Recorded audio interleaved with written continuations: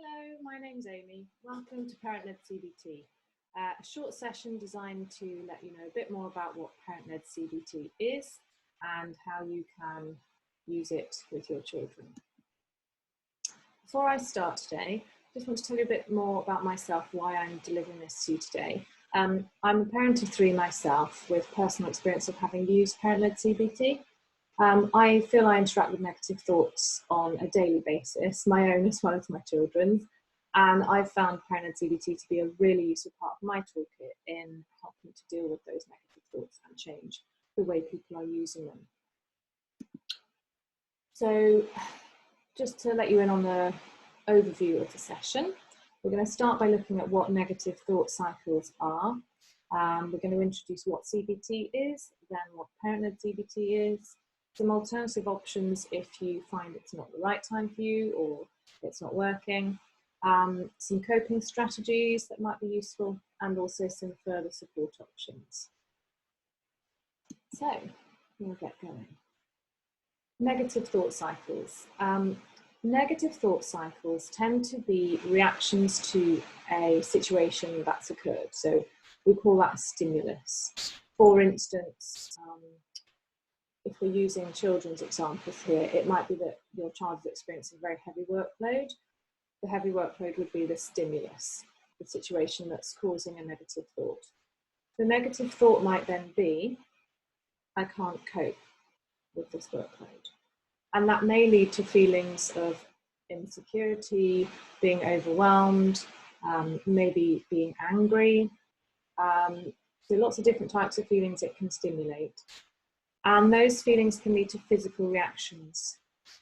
They might be something like being totally listless, not having energy to get up and do anything. It might be that the angry reaction is leading to a sort of fight or flight reaction. It might be that they are having stomach aches or sweaty palms. Lots of different ways that can manifest.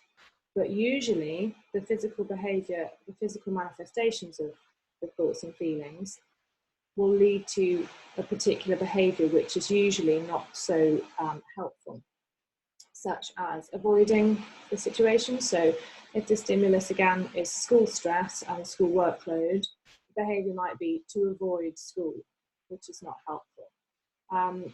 If they're getting very angry about that and the physical reaction in their body is, as I mentioned before, fight or flight, which we'll take a little look at in more detail later, then they might be becoming quite argumentative and getting into arguments with you or with those close to them. Either way, those behaviours are unhelpful and they will lead to confirmation of the initial thought, I can't cope, this is all going wrong. So it's important that we understand what a negative thought cycle is so that we can understand how to intercept and break that. And that's where CBT comes in. So CBT is short for cognitive behavioural therapy.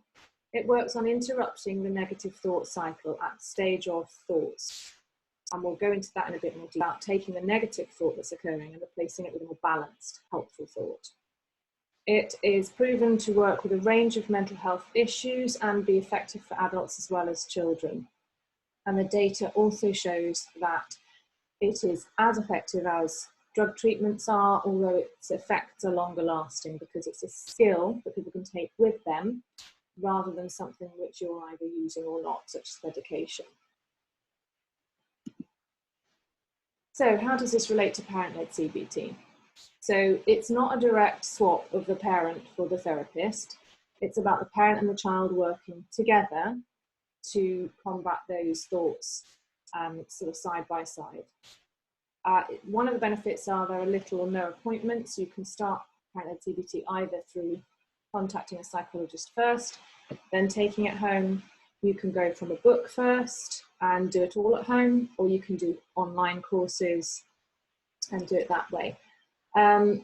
One of the great strengths is that you can use it when it's needed. So whenever something happens at home or they're having a battle with their thoughts, you're there on hand to support that and have that tool ready for when it's needed.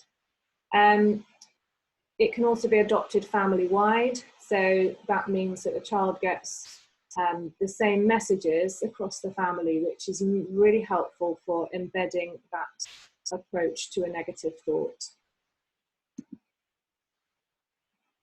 So the times when it wouldn't be useful to use this is if your young person is not interested in having that conversation with you. So their brain might be in another place. And if that's the case, then that's not the best time. So choose a time when they're open-minded and feeling like they would like to have a talk about something that might help them. If you're feeling overwhelmed, that's also probably not the right time to do it. And if your young person's in fight or flight mode. So I mentioned this earlier. Fight or flight mode is an instinctual reaction which our brain brings upon us when it sees threat. So it's a sort of evolutionary mechanism to keep us safe from tigers and things like that. So that we would immediately be able to react and get away from the tiger or fight it, whatever the case was. These days, we, in our situation, don't have to face a tiger, but the threat might be, for instance, our child, again, going back to the example of a heavy workload. The brain still identifies the heavy workload as a threat, even though it's not quite as pressing as the tiger, and it will still give us the same reaction in our brains and in our bodies. So we need to work with that. When fight or flight happens, the thinking part of the brain at the front shuts down so that resources can be consolidated on the body and the reactions. So adrenaline is flooded through the body so that it can run or fight, whatever it needs to do.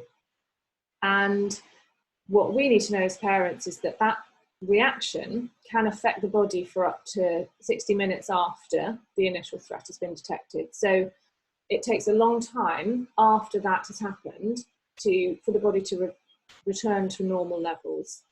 So if you see your child has gone into that sort of mode where they can't be spoken to and reasoned with, it's really about focusing on discharging that pent-up adrenaline and trying to kind of use calming techniques as well then to make them feel more relaxed again. And we'll talk about that a little bit more in the coping strategies. Okay, so parent-led CBT in 5 steps. We start with identifying the thought, then we move on to evaluating the thought.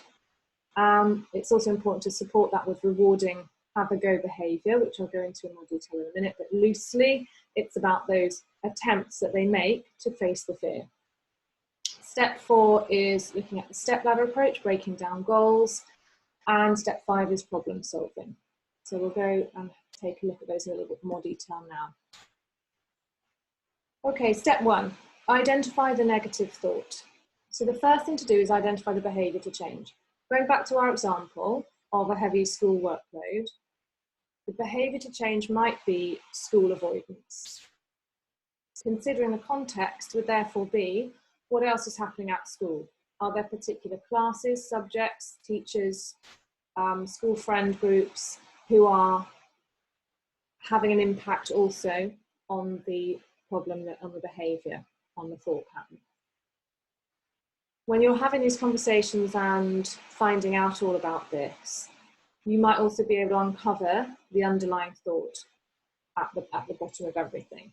And it will normally be something quite simple like, I can't cope, I'm not good enough. But it might take a few sort of open questions in a very sort of non-judgmental way to get to the bottom of that. So when you've uncovered that thought, and we'll keep it as I can't cope, then we'll move on to step 2, which is evaluating the thought.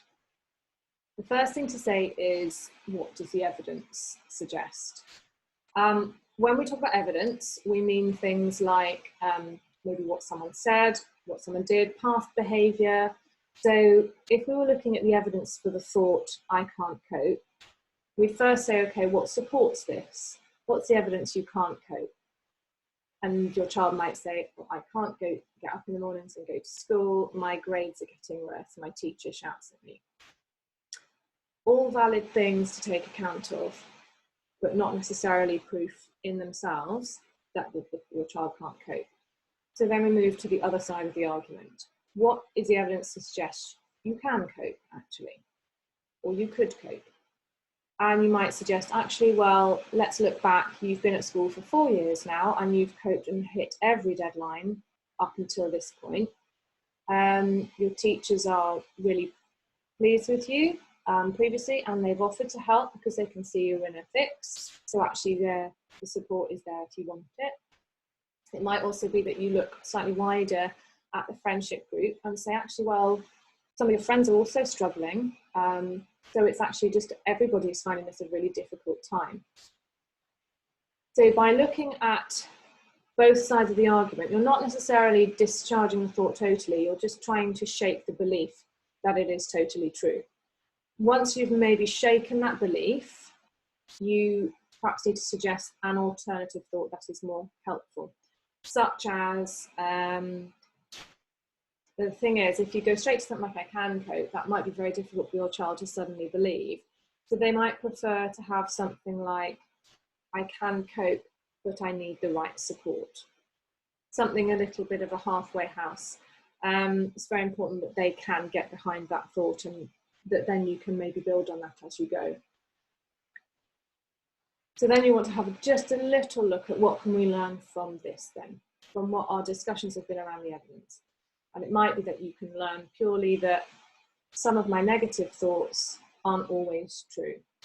I need to look at how other people are coping as well before I decide that I'm not. It might be something very simple like that. Okay, so we've got our new thought, our more helpful thought, I can cope, but I'm going to need support. Hopefully the new thought is going to lead to feeling slightly more relaxed about approaching the fear. And so what we're going to have to do then is reward every attempt at trying to face the fear and move beyond it. So rewarding have a go behaviour. Now it might be that in first, some of these attempts are very, very small. So if we go back to the example of school avoidance, it might be that for the first time in a month, your child gets up and has breakfast and gets dressed in their school uniform, and that hasn't happened for a month. Even if they don't make it any further than that, that needs praising because they have tried to give it a go. And so recognize that, praise that attempt, and say it's okay, you know, we'll see if we can get a step further again tomorrow. Try and be specific with the praise that you use. So something like, rather than just well done, that was great. Something like, well done, you were really tenacious there, you've been trying so hard, and I can see that you're being really brave by making this new attempt. So try and label them with positive vocabulary, because then they'll start to apply it to themselves. Oh, I'm brave, I'm tenacious, which builds their confidence and self-esteem. Try and use immediate rewards. Now it might be a hug, it might be their favourite sandwich or something for lunch. It doesn't matter what it is, but try and keep rewards where they are making those attempts to be fairly immediate where you can. Model have a go behaviour as well. So that's about us sharing with them any difficulties that we have and how we overcome them. And maybe the times when we don't make it either, because it's quite nice for them to see that we're also flawed and imperfect, and that's okay. And encourage independence. If they can feel a sense of mastery and that they are in charge of things and can do something, carry it out, and you trust them with that, that's also going to go a long way to helping them build their confidence and self-esteem. Okay, moving on to step 4, the step ladder approach. So I have an example to use with you on the next slide. But broadly, the step ladder approach is about identifying goals, breaking them down because often they are too big to achieve in one go, attaching a helpful thought to each of the steps in goal, and attaching a reward to each step as well. So we're going to use a slightly different example here, just to keep us all alert. The scenario here is that your child has been asked to lead a class presentation and feels anxious that they will make a mistake and everyone will laugh at them.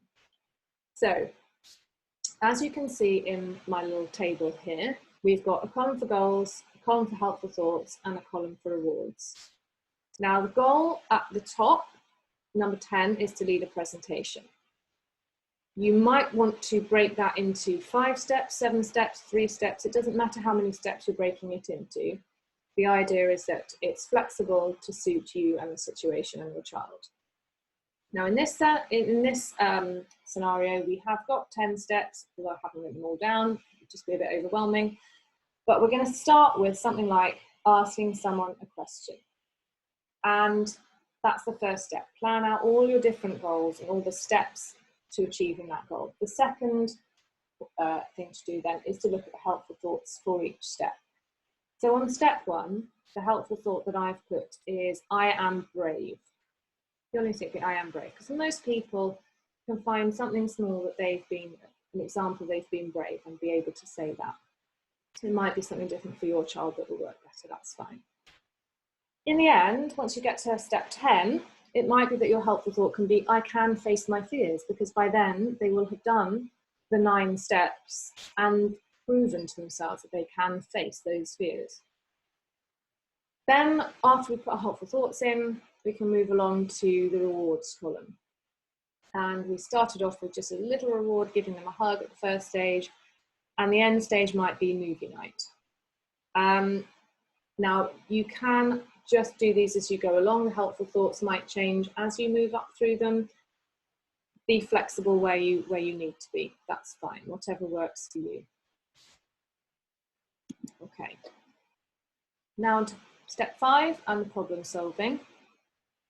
So the first thing to do is define the problem clearly. If we go back to our school avoidance, the problem would be missing out then on future learning because we're not attending lessons. Think of solutions. So you might decide to think far and wide about the sorts of solutions. How could we get around the problem of the heavy workload and avoiding school? Well, you could continue to not go to school. You could cheat.